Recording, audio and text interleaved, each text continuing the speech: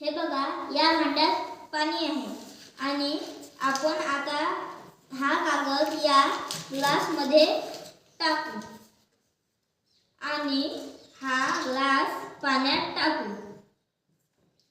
आता कागद काय होईल? ओला. बघा बरं.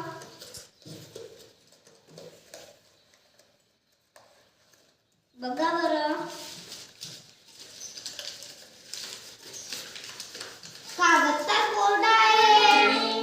आता हाच कागद आपण या ग्लास मध्ये पुन्हा टाकू आणि पुन्हा बकेटीत टाकू.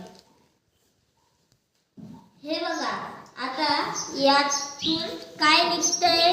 बुडबुडे, पाण्याचे बुडबुडे वर येत आहे.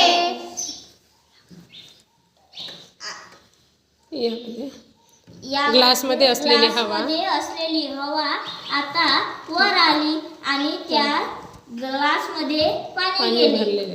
हा कागद आता ओला झालाय का? पुरव देईल बाजूला. ओला झालाय का? बघा बरं. हो. यावरून आपल्याला कळते की हवा जागा व्यापते.